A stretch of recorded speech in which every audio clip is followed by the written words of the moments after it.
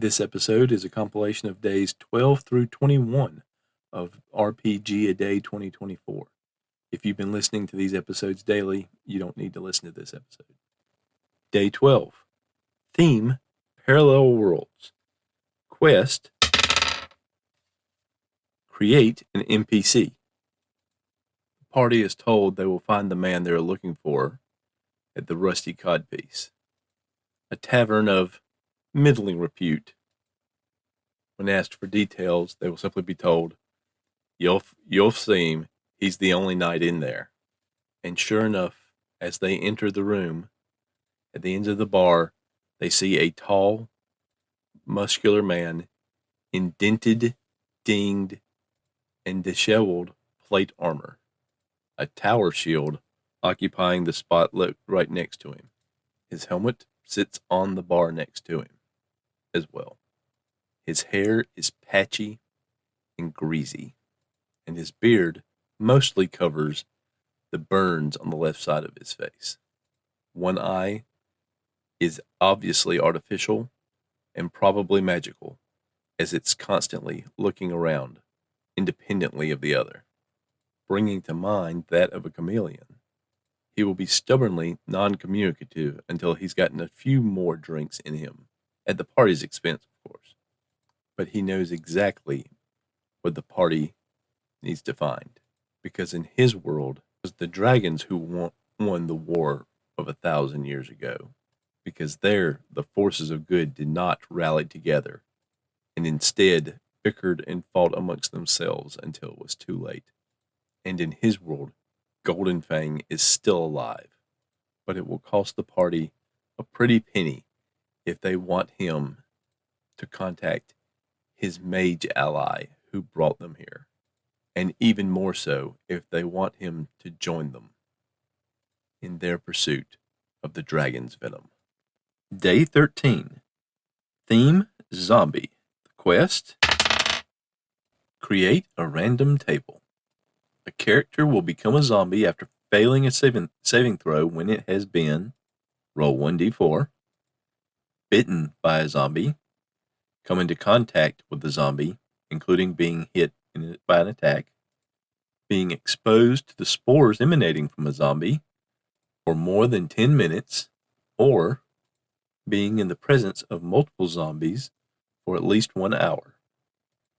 The transformation, roll 1d6, begins immediately upon encountering the trigger, occurs when the character is reduced to 0 health, happens after 1d4 weeks, occurs during the next specific phase of the moon, roll 1d4, full, new, half, crescent, occurs when the character casts a spell or has a spell cast upon them, occurs the next time the character gets, roll 1d4, happy, sad, angry, fearful.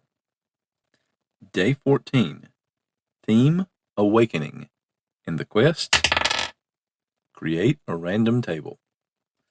Upon contact with the Staff of Destiny, the character will roll 1d10, discover their bloodline, including whether they are or are not royalty after all, develop an inherent power, which may be a spell, a monster ability, or a class or subclass ability, transform into a different species, gain or lose magic casting ability, gain or lose psionic ability, become aware of an arch foe, be given a quest by a god, know the cause of their death, find a hobby they are passionate about, encounter a true love. Day 15. Theme, Genetics. The quest, create a simple mechanic. Morphs are able to alter their very being. This enables them to have the same abilities or effects of doppelgangers, mimics, and polymorph spells. Their transformations are complete, other than the continued existence of their very own sentience and consciousness. But there is a chance with each transformation that their bodies will break down completely. This chance is 5% for each differential in size from their natural form, plus 1% for any hit dice above their normal hit dice, and a cumulative 1% for every transformation they've undergone that has caused them to become larger or smaller than their natural size. They add their constitution score to the die roll. The result is under the percent chance they permanently transform into a slime. Day 16. Theme Dungeon. The quest: describe a monster. Well, of course you don't remember where you first heard of the treasure vaults of Fanderall, 'cause you never heard of it. The knowledge was just planted in your head when you came within the shadow of that mountain. The vaults are not a place, they're a thing. All the caverns and rooms and corridors. They're parts of the beastie, you see. To the rich and powerful, it's an abandoned keep, the perfect place to secure their loot. To the creatures and critters, it's a feast. All its favorite foods, all their favorite prey, all in one place. To others, it's the end subject of a quest, the final destination, whatever it takes to lure you in. Now, don't get me wrong, there's treasure aplenty. I think it produces some and simply moves around the stuff from those that die. But once you get far enough in, things start happening. Traps appear where there were no traps before. Various types of slugs and slimes seem to appear out of the very walls. Strange emanations make it difficult to breathe, or burn the skin, or simply confuse you to go deeper when you're trying to get out.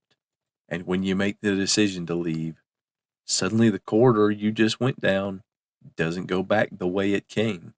The mind gets foggy and confused, because once you're in, you're food. There's a fortune to be had. There's power to be had. If you can get out with it, with your wits and your body intact. Day 17. Theme AI. Quest: write a bulletin board quest. Every morning, first thing, I would slip on my AR goggles and get instructions from Omnis, the digital brain that watched the world for the agency. Sometimes it was a person, sometimes it was a place, sometimes it was an action to take, always with information to help me finish my mission. Today was a surprise, and I'm not easy to surprise. It included directions and codes to get me through a nondescript entrance into the agency's headquarters itself, and then a convoluted route of corridors, stairs, and elevators, until finally getting to a door guarded by retina scanner and keypad. There were 3 others when I got inside, all brought there on the same instructions, and now gawking at computer equipment of all eras, seemingly tied together in tandem. And then, just when it couldn't get any more confusing, we all received one more instruction of our AR enhanced eyes. I want to be free. Day 18. Theme: curse. Quest: write a legend or rumor. I didn't think anybody was paying attention to our conversation. People usually wanted this little dive in the middle of Timbuktu. But when I took the little trinket out of my pocket and placed it on the table, the one I just couldn't get rid of no matter how much I tried, the whole place stopped and stared, and then people began leaving in a hurry. I turned back to my contact, and he had turned white, all the blood rushing out of his face. He swallowed hard, staring at the little statue, and then looked back at me and said, "Well, that explains the bruises and bandages." And then he proceeded to tell me about Nagatu, apparently a god or protector or spirit or something around these parts. Whatever type of being it was, Nagatu was jealous and selfish, and it collected things, wealth and items of power, and woe betide those who take anything from it.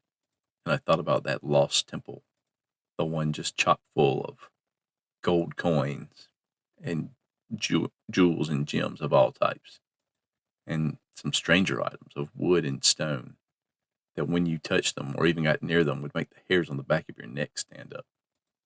We'd split them all up, of course. 3 of the men had died. One was hit by a car, one in an elevator car that the cable snapped, and one on the sidewalk from a very misplaced piano being moved to an upper floor. I'd fallen down the stairs twice, almost brained myself on the medicine cabinet door, and nearly slit my own throat with my razor this morning. I laid some of this out for my contact, and he just nodded his head solemnly, keeping looking down to stare at the little statue. You stole. You are marked. How do I stop it? I asked him. You have to return all you took. I let out a deep sigh. Some of that stuff, it was on ships and planes by now. The guys who weren't dead were quite eager to get out of this area. When you first noticed it, was it white? He nodded to the trinket on the table. Well, yeah. I looked at it. It was kind of a off-white, almost beige now. It will get a little darker every day. On the day it finally turns solid black, that will be your last. You were fortunate in a way. I had to strangle a laugh because it was about to take me over. Lucky, you say? Yes. You are the one chosen to put things back. The others would not have been given that chance. I hate this place. Day 19. Theme, hologram. Quest. Describe a monster. It's not real, it's not real, it's not real. I kept telling myself, it's not real, it's just light. It's just light, that's all it is. The creature was 8-legged, with tufts of fur scattered around its body in a way that made it look like it was ill. Sharp teeth filled a mouth that split its round head almost in half. It didn't seem to have any eyes or ears, but tentacles or vines or something grew out from all over its body. They weaved and moved, and at first I thought it was just at random, but it seemed with purpose, almost as if they were seeking something. Big George had smashed the generator that powered the lenses and lasers that made this thing. But still, there it was, and there was a humming in the air, as if the machine were still going somehow. And when the others were smashed or squeezed by those tentacles or rended by those teeth, there was a smell of burnt meat and flesh, and their skin was seared. How could it be real? I mean, okay, lasers are light, holograms are light, but how is this possible? What is animating it? What keeps it going? And why? Why does it want to kill us? Day 20. Theme, battle. Quest, create a random table. The fields of Sartha are the richest in the world, not just in farmland, but in metallic ores, in gems, in game, even as a source of magic that made these lands very valuable and fought over again and again and again in the history of this world. But anytime men or dwarves or elves or orcs or any other types of creatures clashed on this field, strange things would happen. For every round of combat, roll a percentile. If the result is equal to or less than the round number times 10, roll a d8. A random unit disappears, never to return. A group of animals appears from the woods and attacks the nearest unit until destroyed or the unit is destroyed. Roll 1d4 for badgers, wolves, hornets, or elephants.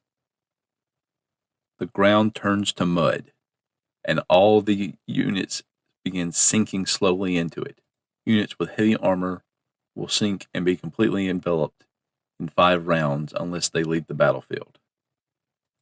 The grass turns to snakes and attacks all units every turn. Tornado appears and begins randomly migrating across the battlefield. A crack opens at a random location and lava begins spewing out in all directions. All metal weapons and armor melt Every soldier on the battlefield is turned into frogs. Day 21. Theme: Disaster. Quest: Write an eavesdroppable dialogue. The visions come fast and furious. The full moon lights the village night. Children playing run through the fields just outside, running through vendors' stalls. The adults enjoying various foods and beverages from those same vendors. Games being played. The familiar rituals that take place at every harvest festival in the fall. The clerics giving thanks to the goddess of the fields and the god of the rains.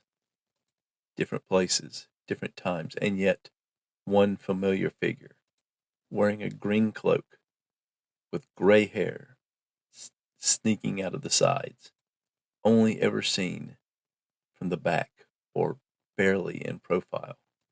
A bowl of fruit in its hands, being handed out and enjoyed by the villagers and patrons.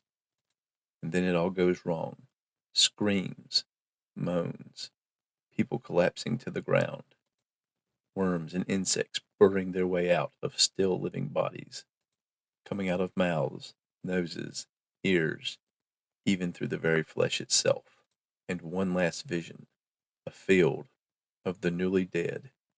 And then you are shocked back to the present.